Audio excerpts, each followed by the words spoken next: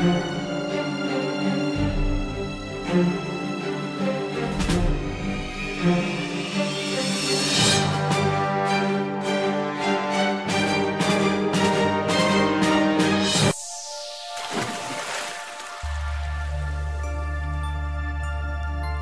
YouTuber, salam jumpa kembali dengan channel Branding IT.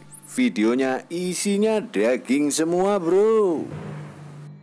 Pembangunan infrastruktur yang digencarkan oleh pemerintahan Presiden Joko Widodo sejak 2014 menimbulkan pro dan kontra, baik yang setuju maupun yang menolak, atau tadinya menolak kemudian setuju, ataupun bagi mereka yang akhirnya tersadar bahwa pembangunan infrastruktur adalah hal penting. Dan admin telah menyajikan 3 bupati di Jawa yang pernah menolak adanya pembangunan jalan tol di Jawa Tengah. Silakan videonya dilihat jika Anda tertinggal atau belum menontonnya.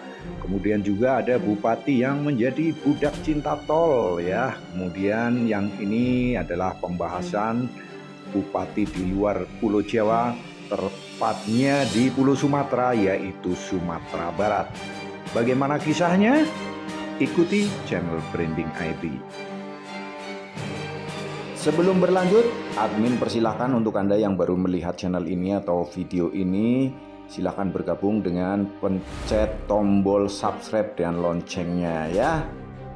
Inilah kisah Bupati Bucintol dan Toksintol versi Pulau Sumatera.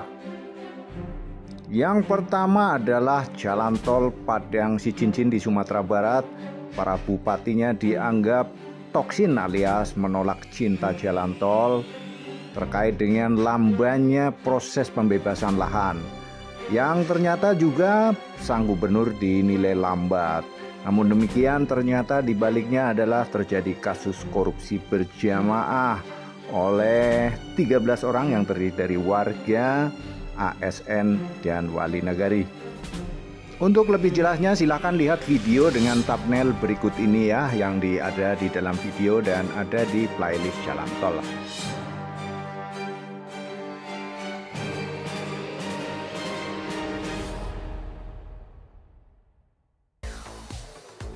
Dan kini di bulan Agustus 2023 ada 2 kabupaten di Sumatera Barat yang menjadi bucin jalan tol karena wilayah ini menjadi sirip jalan tol Trans Sumatera.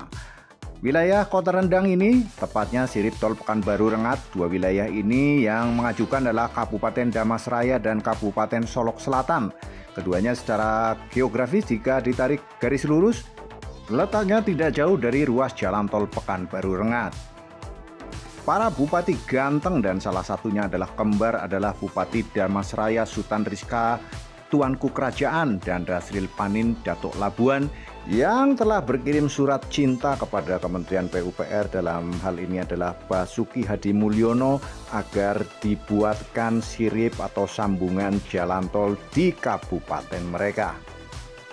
Dalam surat cinta tersebut mereka ingin dibangunkan jalan tol federal atau jalan tol Damasraya hingga Rengat Provinsi Riau. Bupati Damasraya mengatakan usulan pemerintah itu telah pula direspon langsung oleh Menteri PUPR Basuki Hadi Mulyono. Berikut ini bunyi surat cintanya.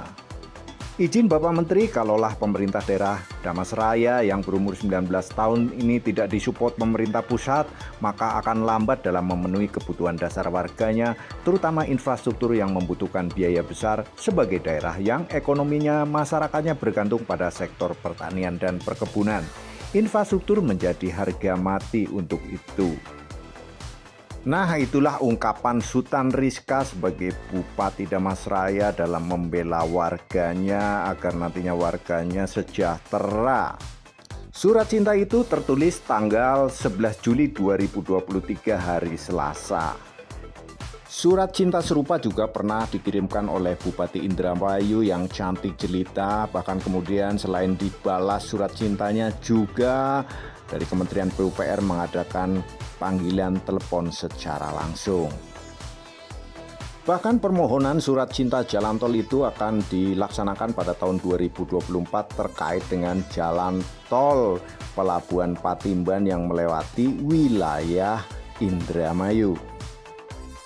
Sementara itu, Bupati Dharmasraya juga memohon dan menegaskan dengan penuh kerendahan hati mewakili masyarakat Dharmasraya khususnya Sumatera Barat pada umumnya agar segera dibuatkan jalan tol. Ya, kalau memang sudah cinta memang harus dilakukan meskipun dengan memohon, nggak apa-apa lah, itu udah hal wajar saja ya. Apalagi demi kemajuan dan kesejahteraan warganya, apapun tentu akan dilakukan oleh pemimpinnya. Berikut ungkapan hati berikutnya, yaitu kami memohon agar rencana pembangunan feeder tol Rengat bisa dipercepat pembangunan karena ini impiannya sangat besar oleh kami Bapak Menteri. Karena dari Dharmasraya ke Jambi 5 jam, ke Pekanbaru 5 jam, ke Padang 4 jam, kalau sudah ada jalan tol ke Rengat pasti bisa 1,5 jam dan langsung ke Jakarta bisa 13 jam dari 28 jam.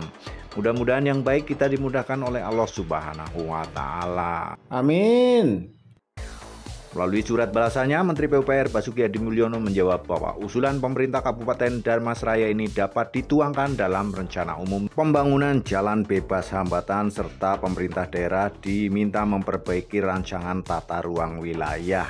Diajukan kepada Dirjen Bina Marga kemudian mencantumkan perubahan rencana tata ruang wilayah. Menteri Basuki pada bulan Januari 2023 saat mengunjungi Kabupaten Dharmasraya juga mengatakan bahwa rencana pembangunan bakal memakan waktu yang cukup lama termasuk soal pembahasan skema pembiayaan pembangunan. Beliau akan menjamin meski realisasi usulan ini akan terwujud dalam waktu yang lama, Bupati Dharmasraya menegaskan jika ini terwujud maka akan ada 3 provinsi sekaligus yang akan terdampak positif, Provinsi Riau, Provinsi Sumbar, dan Provinsi Jambi. Sementara di Kabupaten Dharmasraya akan berdampak pada kabupaten di 3 provinsi, diantaranya Kabupaten Dharmasraya, Sijunjung, Sawah Lunto, Solok, dan Solok Selatan di Provinsi Sumatera Barat. Tak hanya Kabupaten Dharmasraya, Kabupaten Solok Selatan juga siap menjadi gerbang jalan tol Trans Sumatera di wilayah Sumatera Barat sebagai sirip tol Riau yang terkait dengan tol Pekanbaru Rengat. Membuat Bupati Kabupaten Solok Selatan juga terkena bucin alias budak cinta, kemudian tidak mau berdiam diri serta mengusulkan keinginan agar segera dibuatkan jalan tol di wilayah kabupatennya. Kabupaten Solok Selatan mengusulkan sebagai daerah penutup sirip tol Riau dengan rute Pekanbaru Rengat, Dharmasraya, dan Solok Selatan.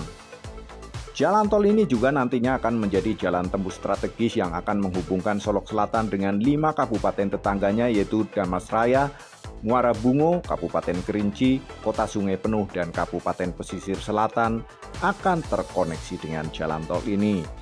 Jalan tol ini nantinya mampu untuk mengatasi masalah distribusi maupun pengangkutan hasil bumi Solok Selatan agar bisa menjangkau banyak daerah bahkan menembus provinsi lain di sekitarnya.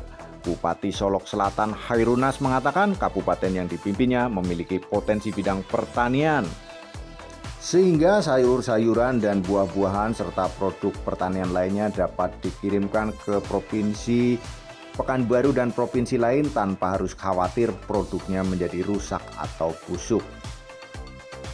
Demikianlah Lur and Bro ya, kisah-kisah Bupati bucin dan toksin di Indonesia terkait dengan pembangunan ataupun proyek jalan tol. Admin senantiasa berdoa semoga kita semua selalu dalam keadaan sehat, waras bedigas akas, selalu duwe beras dan isi dompet jangan sampai amblas. Amin amin ya robbal alamin.